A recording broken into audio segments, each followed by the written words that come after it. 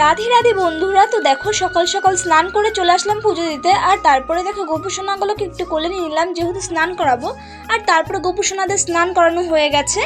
আর এদিকে আমার পুজোটাও দেওয়া হয়ে গেল। তো দেখো এই যে আমার পুজো দেওয়া হয়ে গেছে।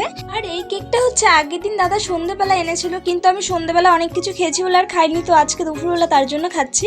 আর তারপরে দেখো আমরা বেরিয়ে পড়লাম উল্টো রথে যাওয়ার জন্য। এই দেখো সামনে রয়েছে কাকি অদিতি, আর এখানে রয়েছে ঋতু, আমি সুপর্ণা। তো আমরা হাঁটতে হাঁটতে যাচ্ছি।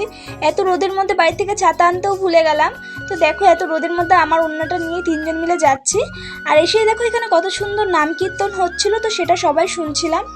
আর এখানে কিন্তু সবাই কিন্তু আমাদের পাড়ার লোকই এখানে রয়েছে। আর আমরা তারপরে কিন্তু হরে কৃষ্ণ গানে কিন্তু নেচে উঠলাম সবাই মিলে। আর এখানে সবাই কিন্তু এসে অনেক আনন্দ পেয়েছে, অনেক খুশি হয়েছে। তো দেখো সবাই এখনও নাচ করেই যাচ্ছে। আর তারপরেই কিন্তু আমরা বেরিয়ে পড়বো আবার রথ নিয়ে। তো তার জন্য দেখো সবাই তাড়াতাড়ি করে কীর্তনটা করছে, যেহেতু অনেকক্ষণ ধরে কীর্তনটা হচ্ছিল। আর তারপরে দেখো এই বাড়ির বড় দিদিটা আমাকে কত সুন্দর তিলক কেটে দিচ্ছে, আমাকে না সবাইকে। আর তার জন্যই কিন্তু একটু নমস্কারও দিয়ে নিলাম। আর তারপরে তিলক পরে কেমন লাগছে একটু কমেন্ট করে বলে দিও।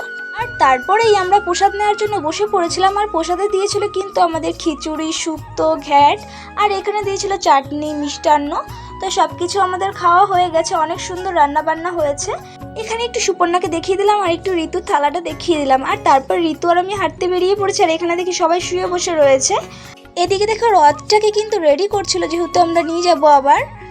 এই দিদিটার বাড়ি কিন্তু আমরা জগন্নাথ, বলরাম, সুভদ্রাকে রেখেছিলাম। তো এটা তো মাসি বাড়ি না, তো এতদিন রেখেছিলাম বলে মায়ায় জড়িয়ে গেছিলো বলেই কান্না করছিল। আর তারপরে দেখো আমরা রথ নিয়ে বেরিয়ে পড়লাম। এই দেখো সবাই মিলে কত আনন্দ হচ্ছে, সবাইকে নিয়ে বেরিয়ে পড়েছি।